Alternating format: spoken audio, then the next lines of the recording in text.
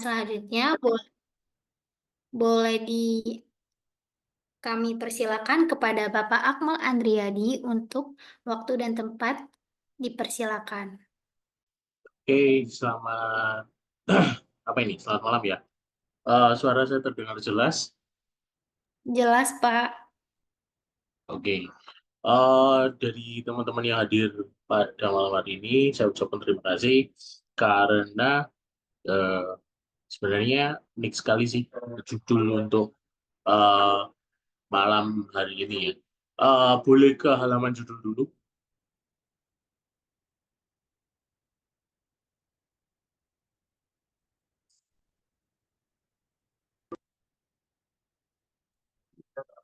Judul itu ada sebuah fenomena sebenarnya. Sebuah fenomena yang akhir-akhir ini banyak diperbincangkan oleh beberapa influencer ataupun konten kreator yang berkaitan dengan AI dan berkaitan dengan digital marketing ya. Karena tren digital marketing di saat ini, posisi saat ini yaitu di 2025 itu sedang diinstruksi oleh sebuah AI generator ya, yaitu DeepSeek, eh, sebuah AI generator dari Tiongkok. Jadi DeepSeek itu hadir untuk sebenarnya sebagai salah satu penantang atau pesaing dari ChatGPT dan Gemini. Cuma beberapa kali saya coba masih ada beberapa kelemahan, tapi kelemahan itu bisa ditutup dengan sempurna oleh DeepSeek di proses uh, generator AI-nya. Jadi memang ada beberapa perbedaan yang cukup signifikan sebenarnya. Kemarin saya coba bertanya kepada DeepSeek sendiri. Eh, Sebenarnya DeepSeek itu lebih cocok untuk apa sih? Nanti sambil berjalan kita mengikuti materi ya, langsung mungkin ke slide pengenalan AI. Jadi dari DeepSeek ini kita bisa banyak belajar, dia bisa mendistrupsi sebuah perusahaan atau AI yang sudah eksis lebih dulu, yaitu ChatGPT, di mana ini salah satu perusahaan teknologi terbesar di dunia, yaitu Nvidia, baru mengumumkan tentang penggunaan chipset yang memiliki kemampuan atau yang memang dikhususkan untuk pengembangan AI. Nah, sebenarnya AI sendiri itu apa? Mungkin teman-teman di sini bisa berpendapat AI itu apa sih? Bisa diketikkan di kolom chat ataupun ada yang ingin open mic juga boleh. Jadi AI itu apa? Sebelum kita memasuki sedikit pandangan atau mungkin bisa dikatakan ini adalah sebuah opini. Opini yang teman-teman dari tim Cacida sudah kumpulkan dan sudah kita brainstormingkan yang mana nanti bisa paling tidak bisa membuka wawasan dari teman-teman untuk mengenal AI itu apa. Mungkin dari teman-teman ada yang ingin berpendapat AI itu apa? Oke, dari Kak Citra, teknologi baru yang bisa membantu manusia. Oke, jadi pendapat di sini tidak ada yang benar atau yang salah. Cuma saya ingin mengetahui pandangan teman-teman di sini itu tentang AI itu seperti apa. Karena sebelum kita lanjut ke tahap-tahap berikutnya. AI itu apa? Pada dasarnya AI itu terdiri dari dua kata ya, artifisial dan intelijen. Intelijensi kalau bahasa Indonesia, intelijen. Jadi artifisial itu kan sebuah kalau bisa dikatakan itu adalah buatan ya, artifisial. Jadi bukan bukan asli atau otentik. Terus kemudian intelijensi yaitu kecerdasan. Jadi AI itu sebenarnya adalah sebuah kecerdasan yang dibentuk dengan meniru struktur otak manusia. Jadi struktur struktur bangunannya. atau struktur pola pemrosesan datanya itu dibuat semirip mungkin dengan otak manusia. Jadi mungkin banyak bertanya, apakah AI itu nantinya akan seperti di film Terminator atau seperti di film-film science fiction lainnya itu. Jadi beberapa kali saya coba riset ya, riset ke ChatGPT, ke Gemini. Kalau DeepSeek saya jujur belum untuk menanyakan ini. Tapi jawaban mereka, apakah Anda bisa merasakan sesuatu atau merasa? Ternyata mereka tidak. Mereka tidak diprogram untuk merasa. Merasa ini tetap akan menjadi apa ya? Kalau bahasa umumnya human being, human touch-nya sebuah teknologi atau yang nantinya akan membedakan teknologi dengan manusia adalah di rasa. Jadi di perasaan. AI luar biasa canggih. Dia bisa memproses data dalam waktu detik. Sedangkan ketika manusia diberikan data tersebut, untuk pemrosesannya akan butuh waktu bisa berhari-hari, berminggu-minggu, bahkan berbulan-bulan. Tapi dengan adanya AI, itu bisa diproses dalam hitungan detik. Nah, AI dalam digital marketing itu apakah eh, penting atau apakah sangat dibutuhkan dalam digital marketing? Tentunya kita tahu sendiri ya bahwa sebuah digital marketing atau pemasaran secara digital itu erat kaitannya dengan teknologi yang ada dan teknologi yang berkembang. AI merupakan teknologi yang sedang hangat-hangatnya. Kalau mungkin di saat COVID ya, 5 tahun yang lalu, itu teknologi mungkin yang terkenal adalah NFT. Nah, itu yang terkenal.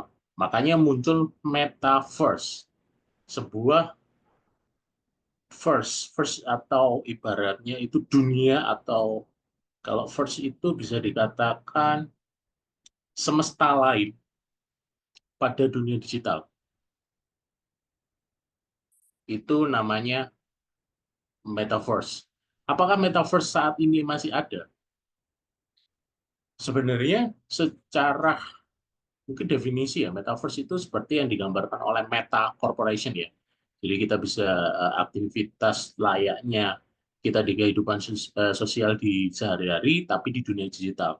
Jadi tidak sebenarnya tidak ada bedanya dengan media sosial, cuma bedanya ketika di metaverse kita berinteraksi langsung, sedangkan di sosial media kan kita baik hanya foto, video ataupun hanya komen ya.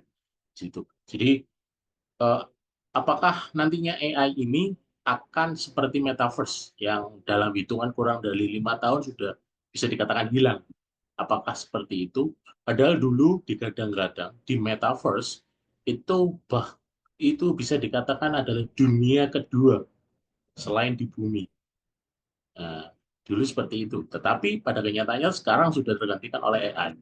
Kenapa? Karena waktu itu pengenalan metaverse, kita sedang berada di masa pandemi, yang mana kita dibatasi oleh social distancing dan tidak bisa berkumpul secara langsung. Sedangkan pada dasarnya manusia itu adalah makhluk sosial yang butuh berinteraksi dengan sesamanya. Ketika pandemi kita tidak bisa berinteraksi, makanya ketika di pandemi uh, sosial media banyak bertumbuh dengan luar biasa hebat. Nah, apakah AI itu seperti itu? Tapi kenyataannya sampai sekarang AI terus tumbuh. Bahkan bisa dikatakan hampir semua vendor teknologi ataupun perusahaan teknologi pasti punya project AI masing-masing. Dan AI atau layanan digitalnya di perusahaan teknologi pasti menyumbang dana paling besar dan dia bisa menghasilkan paling besar. Contohnya di Google. Google atau Alphabet ya, itu hmm, sebagai mempunyai ujung tombak yaitu Gemini, terus kemudian OpenAI ada di ChatGPT yang terkenal, dan sebenarnya ada DALL-E, terus kemudian di DeepSeek baru dari Tiongkok, itu bisa menjadi sebuah disrupsi dalam dunia AI ya.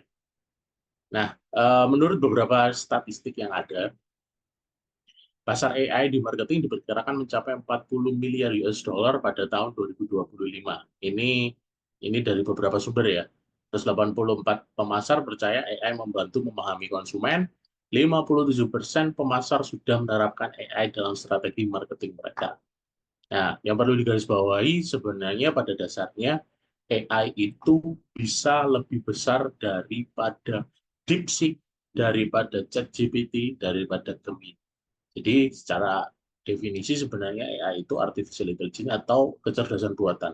Jadi yang lebih sebenarnya bukan berbahaya, lebih mengesankan itu adalah otak atau struktur kecerdasan buatan yang dibuat di balik dari Gemini, ChatGPT maupun DeepSeek. Jadi ibaratnya kalau Gemini, ChatGPT sama DeepSeek ini hanyalah sebuah ibaratnya kalau kita di bank itu tellernya, tetapi otak di balik itu atau pelat learning mesinnya itu yang perlu dipelajari sebenarnya learning mesinnya. Jadi ya, ChatGPT, Gemini dan lain-lain itu hanya sebuah generator teks dan yang digawangi oleh AI. Jadi intinya sebenarnya AI itu tidak seputar itu saja. Dia bisa image generator, audio generator, dia sebagai text generator, bahkan video generator, eh, dan bisa buat generator seperti yang lain. Maksudnya di sini AI itu bisa membuat apa yang dibuat manusia, kecuali dalam ranah kemanusiaan itu sendiri.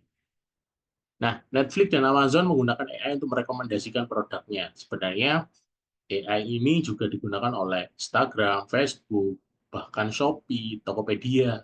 Mungkin teman-teman tidak sadar. Tapi AI ini digunakan oleh beberapa perusahaan teknologi seperti itu untuk ya itu sama merekomendasikan produknya berdasarkan like teman-teman, berdasarkan kalau di Shopee ada love teman-teman. Oh, teman-teman misalnya suka produk fashion dengan warna merah. Maka yang muncul di ibaratnya search teman-teman akan seperti itu. Jadi AI di sini masuk pada algoritma. Jadi nanti algoritma dari masing-masing apa ya sosial media atau shopping media ini pasti personalisasi sesuai dengan minat dan keinginan teman-teman. Makanya kenapa ketika kita menggunakan TikTok ya di your page, for your page atau FYP ya, itu pasti hal-hal yang teman-teman sukai. Karena makanya di situ disebutkan for your page, jadi halaman untuk Anda. Benar-benar mengerti tentang Anda. Nah, disitulah fungsi AI. AI menganalisis data. Jadi data ini dikumpulkan oleh media sosial ya. Jadi teman-teman itu berapa banyaknya likes dengan tipikal konten seperti apa, like-nya seberapa, dan itu dikumpulkan oleh sosial media, kemudian dibantu dengan AI untuk dianalisis bahwa kesimpulannya teman-teman itu suka tentang video mukbang, teman-teman suka tentang video game, tentang game ya, teman-teman suka tentang travel vlogger. Nah, itu bisa dikatakan saat ini sudah dibantu oleh AI. Data yang dikumpulkan oleh sosial media itu dianalisis, kemudian dianalisis oleh AI. Karena apa? Karena kalau dianalisis oleh manusia itu membutuhkan waktu yang lama. Tetapi dengan dibantu dengan AI, dia bisa mempercepat analisis tersebut. Jadi AI di sini bukanlah musuh, AI di sini bukanlah sebuah ancaman, AI di sini bukanlah sebuah halangan bagi kita yang mampu beradaptasi dengan AI. Mungkin next slide bisa dibantu geser slide. Nah, apa itu DeepSeek sebenarnya? Nah, ini platform AI, analisis data, prediksi tren, dan otomatisasi pemasaran. Nah, perlu digarisbawahi ya, AI itu hanya tools atau alat. Jadi ketika teman-teman di sini ingin menganalisis, eh, gampang, kumpulkan data, suruh AI untuk analisis, maka akan keluar beberapa kesimpulan. Nah, dari kesimpulan tersebut teman-teman bisa minta saran yang baik untuk data tersebut seperti apa. Bahkan saya pernah menggunakan DeepSeek untuk memprediksi, kan ini saya punya sebenarnya sebuah proyeksi target penjualan. Saya punya itu. Nah, kemudian saya analisis pakai DeepSeek. Tolong prediksi apakah target ini realistis. Dengan saya cantumkan beberapa strategi ya, dengan strategi seperti ini. Berikan saya saran untuk penerapan strategi seperti ini. Dan berikan panduan lengkap langkah demi langkah. Dan dibuatkan oleh DeepSeek. Dalam waktu kurang lebih 10 menitan lah. Karena kita diskusi ya, saya ajukan beberapa pertanyaan untuk melengkapi strategi tersebut. Jadi AI tersebut mengajukan beberapa pertanyaan ke saya jawab. Jadi dia akan muncul analisis strategi, rekomendasi, dan caranya langkah demi langkah. Bahkan saya minta untuk membuat timeline-nya. Langsung dibuatkan. Minggu pertama harus ini, minggu kedua ini, minggu ketiga ini, minggu keempat ini. Nah, itu saya lakukan setelah saya diskusi dengan DeepSeek. Apa sih real kemampuannya atau niche atau segmen yang dia gunakan yang berbeda dengan ChatGPT ataupun Gemini. Ternyata DeepSeek ini memang kuat di analisis data, prediksi tren. Kalau untuk otomatisasi, ini variatif sih. Otomatisasi ini masih bisa tiga ini mungkin bisa digabungkan. Nah, tapi DeepSeek itu lebih cocok untuk bisnis analisis. Coba nanti teman-teman ya, mungkin ada usaha di rumah, ada atau teman-teman ya jual online lah, jualan online mungkin punya data. Yang penting di sini adalah di analisis AI ini yang penting teman-teman punya datanya. Jadi AI itu tidak akan berguna jika tidak diiringi dengan data yang kuat. Jadi misalnya ternyata teman-teman ini mau usaha ya, mau usaha tentang ibaratnya jadi pengusaha ini fashion, jual produk fashion. Karena yang lagi ngetren itu pasti di industri fashion accessories, teknologi, terus kemudian food. Nah, tapi untuk online food ini di paling bawah, agak susah. Karena beda, treatmentnya beda. Teman-teman ingin membuat sebuah perusahaan online yang jualan fashion. Coba aja teman-teman tanpa data ya, tolong prediksi penjualan saya 5 tahun ke depan. Itu akan susah. Pasti AI akan kesulitan. Pasti dia satu minta segmen teman-teman apa. Terus kemudian ada nggak data penunjangnya. Misalnya penjualan di bulan A, B, C, produknya apa. Itu pasti ditanyakan. Nah, saran saya ketika teman-teman ingin membuat proyeksi analisis penjualan untuk perusahaan fashion, teman-teman harus punya data. Contoh aja buat data dummy atau buat data untuk tes tes analisis dari AI. Nah, mungkin teman-teman butuh data. Karena AI itu bisa sangat membantu jika kita punya data. Nah, karena digital marketing ini kebanyakan diberikan kepada UMKM, apakah UMKM bisa memanfaatkan AI? Tergantung.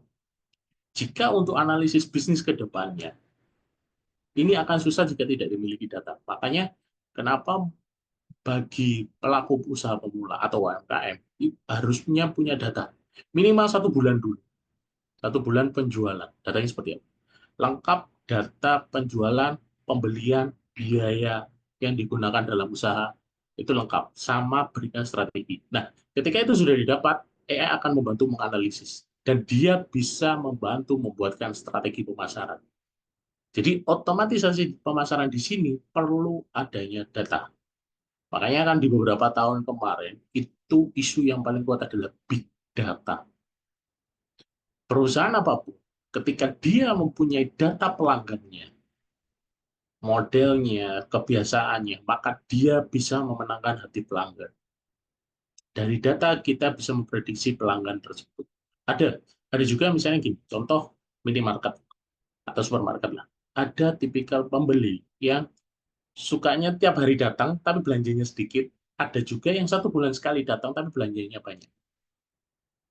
kira-kira untuk seorang misalnya manajer toko atau manajer supermarket, pelanggan yang seperti apa yang di treatment bagus? Kira-kira seperti apa? Mungkin beberapa teman-teman yang sebulan sekali tidak apa-apa tapi belinya banyak. Atau yang setiap hari beli tapi sedikit. Sebenarnya pada dasarnya tergantung dari supermarketnya. Dia fokusnya strateginya seperti apa. Ada kalanya yang pembelian tiap hari itu di treatment bagus, ada kalanya yang pembelian satu bulanan ini di treatment bagus. Makanya dari data ketika kita punya data penjualannya, pembeli yang satu bulan sekali dan harian, itu pasti sama-sama menghasilkan keuntungan. Nah, keuntungan terbesar dari manakah pelanggan itu? Ada yang memang supermarket atau tipikal supermarket, kayak contoh lah misalnya minimarket ya, Indomaret ya. Indomaret itu jauh lebih untung ketika orang belanja harian. Karena orang ketika belanja harian meskipun sedikit pasti impulsif buying, jarang direncanakan. Tetapi ketika dia belanja bulanan, itu pasti ada daftar belanjanya. Dan itu cenderung terukur belanjanya. Sedangkan impulsive buying ini bisa menghasilkan uh, pembelian yang di luar dugaan. Mungkin teman-teman di sini pernah menyadari ya, ketika teman-teman masuk ke minimarket, entah Indomaret, entah Alfa, entah Circle K, entah apapun itu ya, teman-teman tiba-tiba belanja itu banyak aja. Misalnya hanya ingin membeli air minum, tapi ujung-ujungnya ya beli roti, ya beli snack, ya kalau nggak gitu beli permen, beli kopi, dan beli lainnya. Pasti akan menjurus ke sana. Itu yang namanya impulsive buying. Beda. Ini sebenarnya dasar dari marketing ya. Kenapa? Karena kita bahas di sini digital marketing. Makanya itu perlu kita kuasai data yang paling. Ketika teman-teman atau sebuah perusahaan itu menguasai data pelanggannya, big datanya, mulai kebiasaan dan lain-lain, pasti mereka bisa men-treat pelanggannya dengan baik. Contohnya, kalau perusahaan sebenarnya di Indonesia sudah banyak sih yang memulai menggunakan. Kalau di marketing istilahnya CRM ya, Customer Relationship Management ya. Jadi bagaimana kita mengatur hubungan kita dengan pelanggan. Nah, biasanya perusahaan-perusahaan yang produknya untuk menengah ke atas itu pasti pakai CRM. Contoh mobil, contoh sepeda motor, contoh lagi banyak perusahaan kayak fashion menengah ke atas, branded-branded produk, itu pasti menggunakan CRM. Mereka pasti tahu kapan ulang tahun, kapan mungkin ulang tahun istrinya, ulang tahun suaminya, pasti mereka tahu, karena mereka punya datanya. Nah, kalau zaman dulu itu masih diingatkan secara manual. Jadi ketika pelanggannya ulang tahun pasti dikirimi teks, ucapan selamat ulang tahun. Tetapi di zaman AI, nggak mungkin lah. Kita ibaratnya punya 1.000 pelanggan. Kita harus mengucapkan satu persatu. Pasti digunakan otomatisasi di marketing. Otomatisasi ini pasti menggunakan sebuah software. Nah, software ini biasanya ditunjuk dengan AI. Nah, banyak juga sekarang itu AI berupa chatbot. Jadi AI-nya seperti kita ngobrol dengan customer service. Seperti itu. Terus kemudian AI juga itu sudah merambah dunia seni. Nah, di 2 tahun yang lalu kalau tidak salah, itu terjadi demo besar-besaran di Hollywood untuk para sineas. Jadi pelaku industri film banyak yang protes bahwa saat ini banyak editor-editor atau movie maker itu banyak dibantu menggunakan AI. Jadi eh, apa profesi dari digital kreatif sudah mulai berkurang. Nah, dulu waktu pertama kali muncul AI, prediksinya bakalan pekerjaan atau profesi yang hilang dulu adalah yang monoton atau seperti customer service, teller, dan lain-lain. Tapi ternyata yang diganggu lebih dulu adalah di dunia seni, di dunia kreatif. Nah, tapi eh, mereka yang terganggu profesinya di dunia seni itu pasti mereka belum berkenalan dengan AI. Jadi AI di sini seperti yang saya katakan di awal, bukanlah sebuah ancaman, bukanlah sebuah musuh, tapi dia akan menggantikan orang yang tidak bisa bekerja dengan AI. Jadi ketika teman-teman belajar tentang AI di berbagai bidang atau profesi yang teman-teman geluti, teman-teman akan susah digantikan oleh orang yang tidak mengerti AI. Jadi teman-teman yang menguasai AI itu akan jauh lebih kuat ketika ada pesaing yang tidak tahu AI. Karena Prediksi tren sampai 5 tahun ke depan pasti ada bersinggungan dengan AI dan jauh lebih luar biasa lagi. Next, mungkin.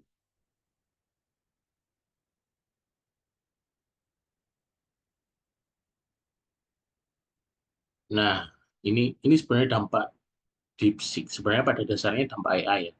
Kalau DeepSeek ini sebuah data. Nah, DeepSeek ataupun apapun itu, karena kebetulan kemarin yang mendistrupsi besar-besaran bahkan sampai mengguncang pasar di Amerika itu adalah DeepSeek, dan memang luar biasa. DeepSeek ini dalam waktu kurang dari 1 tahun sudah bisa menggemparkan dunia. Sedangkan OpenAI yang jauh-jauh lebih lama juga sebenarnya menggemparkan, tapi biaya biaya penggunaannya jauh lebih murah DeepSeek. Bahkan sekarang kayaknya masih gratis deh. Sedangkan OpenAI sudah berbayar sampai 300.000 per bulan ya. Kemarin sempat Pak Johan itu membuat Super AI, yang sebuah layanan yang memang khusus yang digunakan untuk tim, tapi ya lebih murah sih, sekitar 50-an per bulan. Tapi dengan munculnya DeepSeek, sebenarnya Super AI itu tidak terlalu ngefek sih. Karena kebanyakan saya sekarang lebih cenderung ke DeepSeek. Cuma gini, kelemahan saya entah entah karena jaringan internet saya atau memang akses ke server DeepSeek itu susah. Jadi memang di jam-jam tertentu DeepSeek tidak bisa merespon karena servernya sibuk. Itu bisa juga karena overload penggunaan. Sedangkan di Gemini dan ChatGPT lancar jaya karena ya itu lebih cepat. Itu yang mungkin nanti bisa diperbaiki DeepSeek dengan DeepSeek yang fitur yang luar biasa, bisa menghasilkan hal yang luar biasa. Perubahan strategi pemasaran disebabkan oleh DeepSeek, pendekatan berbasis data. Sebenarnya pada dasarnya ini sudah menjadi sebenarnya ini sudah menjadi concern saya. Waktu itu saya eh, di tempat kerja saya berdiskusi dengan teman-teman dari bisnis di perusahaan saya, itu diskusi tentang big data. Kenapa? Ketika kita menguasai big data, kita bisa memaksimalkan pelayanan dan memuaskan pelanggan. Tapi pada dasarnya, karena kebanyakan perusahaan di Indonesia itu adalah UMKM yang tidak fleksibel, hasilnya jauh dari prediksi saya. Jadi lebih slow lah ya, tidak berkembang. Mungkin nanti kita di Cacida ini kan kita tiap minggu ada sesi webinar gratis ya yang membahas seputaran dunia AI dan digital marketing. Kita bisa membuat sebuah apa ya, pemahaman atau uh, memperluas wawasan teman-teman di sini tentang AI dan seputaran digital kreatif ya. Nanti mungkin 1 bulan sekali kita akan berikan sesi khusus yang skillful ya. Skillful itu dalam artian kita akan berikan tips and trick bagaimana cara ya menambah skill ya, entah itu dunia AI ataupun digital marketing. Itu 1 bulan sekali. Jadi teman-teman di sini jangan lupa follow Instagram kita di Cacida ataupun di Avenesia, boleh silakan. Nah, kita itu sebenarnya bagian kecil dari sebuah perusahaan teknologi, bisa dikatakan perusahaan teknologi yang concernnya di digital marketing dan AI, dan lebih cocok ke marketing. Dan untuk teman-teman yang ingin membuka usaha, baik usaha itu punya produk ataupun jasa, itu bisa diskusi dengan kami. Yaitu perusahaan kita yaitu PT Afbi Cahaya Kreatif, itu memang bergerak di bidang digital marketing dan AI ya. AI di sini tapi masih berupa AI dasar. Jadi kita belum proses pengembangan AI. Karena untuk pengembangan AI, jujur biaya R&D-nya bahkan sampai triliunan rupiah. Jadi kita ambilnya di bagaimana agar masyarakat Indonesia bisa teredukasi dengan baik tentang AI. Karena diprediksi 2030 akan terjadi resesi besar dunia. Nah, saat itu kita siapkan skill kita dan kita bisa jauh melompat daripada posisi kita yang sekarang. Kembali ke materi, sebenarnya AI ini sangat berefek kepada digital marketing. Dengan adanya AI atau DeepSeek ini bisa mendistrupsi digital marketing sampai mungkin berkali-kali lipat. Jadi yang awalnya susah buat, karena digital marketing kan pasti butuh audio visual, terus kemudian creative thinking dan lain-lain. Itu dulu awalnya harus merekrut seorang yang benar-benar kompeten. Itu dengan saat ini jika dia menguasai AI, dia bisa me- memudahkan pekerjaan yang dulu dilakukan oleh mungkin 5 orang, sekarang bisa dilakukan oleh 1 atau 2 orang. Bahkan sekarang banyak perusahaan besar yang hanya eh, dimotori oleh beberapa orang karena dibantu dengan AI. Nah, sebenarnya contoh dari AI itu ada di, untuk yang fisik ya, robotik, itu ada di perusahaan Astra. Teman-teman kalau ada yang tahu merakit mobil ya, itu semua kan sudah robotik ya. Sebenarnya itu kan tinggal input aja, tapi itu ada teknologi kecerdasan buatannya, tapi masih mungkin level sederhana. Jadi memang diprogram untuk kegiatan yang bersifat rutinitas, itu diprogram, itu ada kecerdasan buatannya, dan itu robotik semua dengan robotik. Sebenarnya fungsinya teknologi itu adalah mengurangi efek dampaknya kepada manusia, misalnya kecelakaan kerja dan lain-lain. Dengan adanya robotik, eh, bisa dikatakan zero defect, seperti moto dari Toyota, yaitu di zero defect, dan Astra ini adalah mitra dari Toyota. Makanya perusahaan tersebut memang menggunakan robotik untuk mengurangi kecelakaan kerja. Karena ketika terjadi kecelakaan kerja, perusahaan itu pasti akan kena dampaknya yang luar biasa. Karena dia harus berurusan dengan BP Jam Sostek, pemerintah, kesehatan, dan rumah sakit ya. Jadi makanya digunakan robotik untuk hal tersebut. Dan sebenarnya sedikit buruknya adalah ketika perusahaan sudah full automatic mesin, maka tenaga manusia akan berkurang. Nah, dengan tenaga kerja manusia yang berkurang, maka apakah lapangan pekerjaan akan semakin besar? Tentu tidak. Di Indonesia, pengangguran di Indonesia itu kurang lebih 3 jutaan lebih ya. Apalagi belum lagi ketambahan nanti mungkin fresh graduate dari beberapa universitas. Satu universitas itu bisa menghasilkan sarjana sampai 1.000. Sedangkan di Indonesia banyak, terdapat ribuan universitas. Berarti berapa banyak orang yang akan menganggur setelah lulus. Seperti itu. Jadi teman-teman di sini yang masih sekolah ataupun kuliah, coba belajar tentang AI dan wirausaha.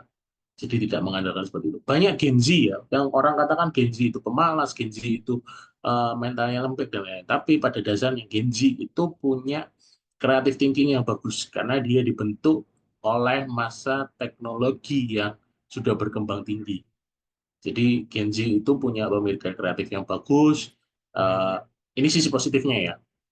Kalau saya lebih percaya bukan karena Gen Z, Gen milenial atau apa, tapi karena personalnya.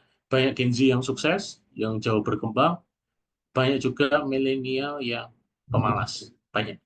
Boomer yang nggak mau kerja juga banyak. Jadi bukan bukan masalah generasinya, tapi masalah personalnya. Kalau itu masalah itu.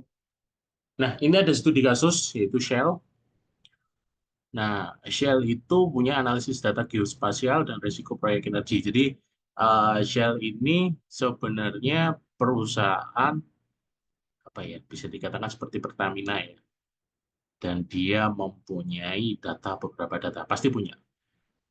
Nah, makanya yang diutamakan adalah ketika kita punya data, AI itu akan menganalisis jauh lebih mudah dan lebih cepat. Tapi ketika kita tidak punya data, itu apa yang mau dianalisis sebenarnya? Itu yang susah. Makanya eh, untuk beberapa kasus kita butuh data. Nah, sumber data di Indonesia itu ada di mana? Pada dasarnya, ketika teman-teman tahu sumber data di Indonesia itu ada di, sebenarnya kalau dibilang di BPS, Biro Pusat Statistik juga tidak 100% benar, karena data di sana memang tidak update harian, tapi ada periodik ya. Tapi itu bisa menjadi data bagus, atau kalau menganalisis data tentang perekonomian bisa ke Bank Indonesia ataupun OJK. Itu biasanya ada pengeluaran data berkala tapi tentang ekonomi atau tentang bisnis ya. Dan itu data yang terbit itu biasanya rata-rata industri dan lain-lain ada di sana. Ketika teman-teman butuh data yang berhubungan dengan berbagai bidang, mungkin bisa teman-teman cari di kementerian sesuai bidangnya. Kalau pertanian, Kementerian Pertanian, kalau kehutanan, Kementerian Kehutanan. Itu biasanya mereka punya data di portal website-nya. Nah, data tersebut bisa dibuat analisis. Terus kemudian hasilnya efisiensi meningkat, risiko operasional berkurang. Jadi sebenarnya tujuan dari pengembangan teknologi adalah efisiensi operasional. Kenapa? Margin itu biasanya ditentukan oleh penjualan dan operasional ya. Ketika operasional bisa ditekan, maka margin akan tinggi. Karena untuk menaikkan sebuah harga dari sebuah produk itu butuh usaha yang lebih. Maka dari itu biasanya mereka menekan biaya operasional sedikit demi sedikit. Makanya biasanya untuk teknologi yang baru itu harga harga jualnya itu pasti mahal, kemudian lambat laun dia akan berkurang karena sebenarnya secara R&D-nya sudah berkurang biayanya dan biaya operasional juga pasti berkurang dengan adanya efisiensi. Next, mungkin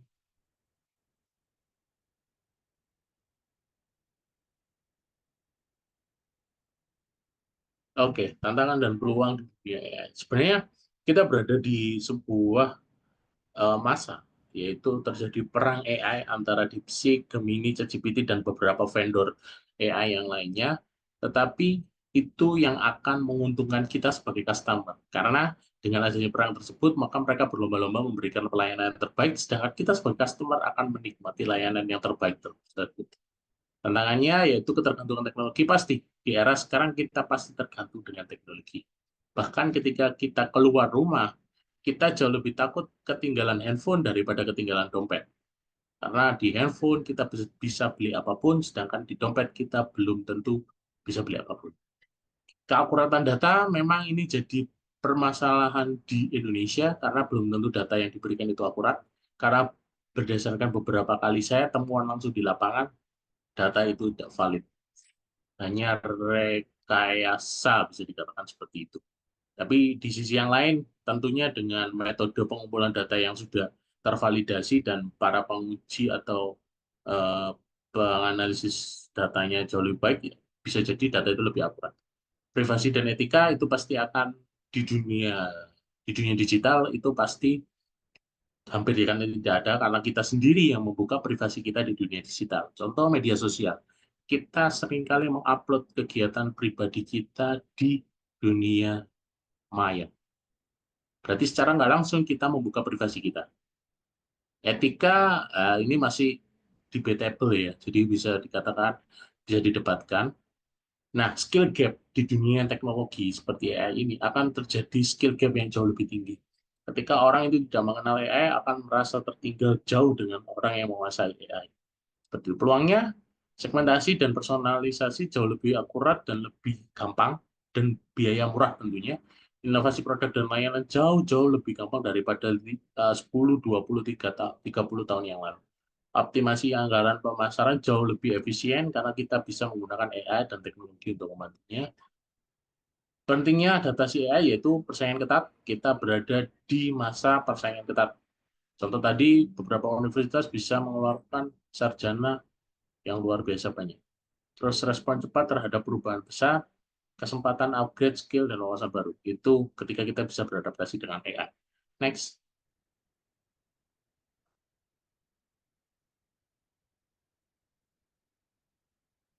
Oke, terima kasih.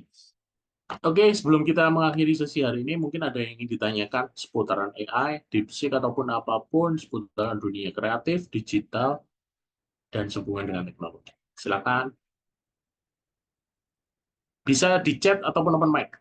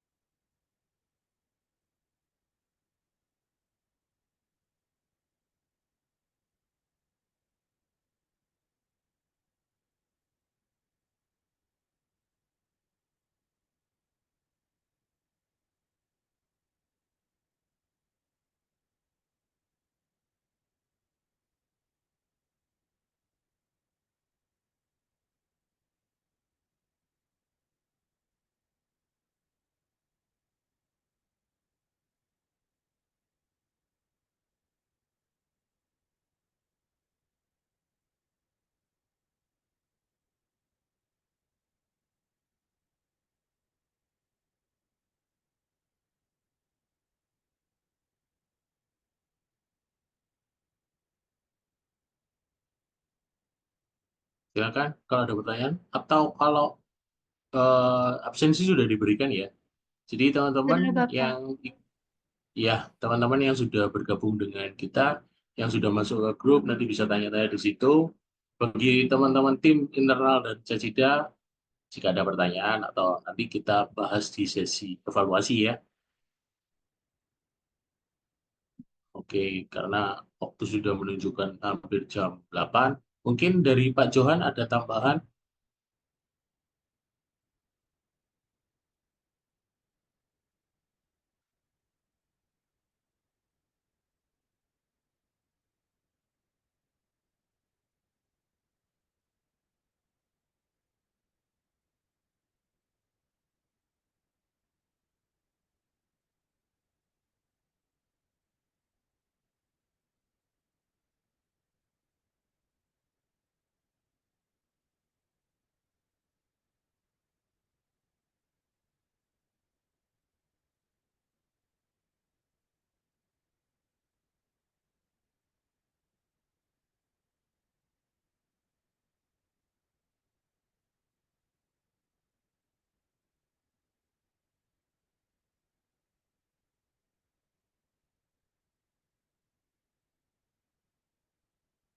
Oke, jika Pak Johan ada tambahan buat sesi penutup mungkin.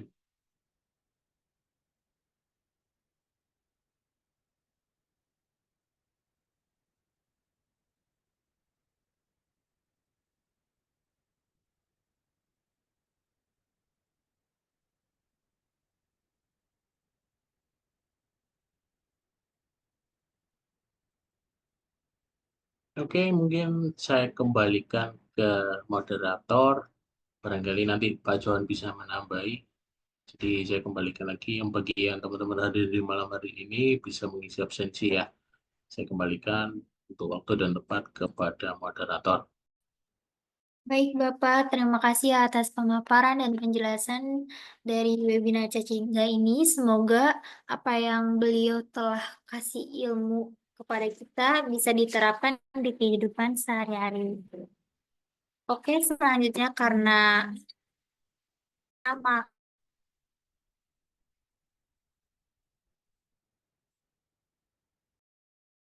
Oke, selanjutnya karena waktu sudah menunjukkan pukul 19.03, saya Kilaulia selaku moderator izin pamit dari webinar acara ini. Mohon maaf atas perkataan yang tidak berkenan di hati kalian dan terima kasih kepada narasumber kita yaitu Bapak Akmal Andriadi dan Bapak Johan Afbenesia atas waktu yang telah ditentukan. Dari saya, wassalamualaikum warahmatullahi wabarakatuh. Waalaikumsalam warahmatullahi wabarakatuh. Waalaikumsalam warahmatullahi wabarakatuh. Jumpa di webinar berikutnya, teman-teman. Jadi minggu depan tetap ada lagi. Selamat malam. Selamat malam, Pak. Terima kasih banyak. Terima Ya. kasih, selamat malam.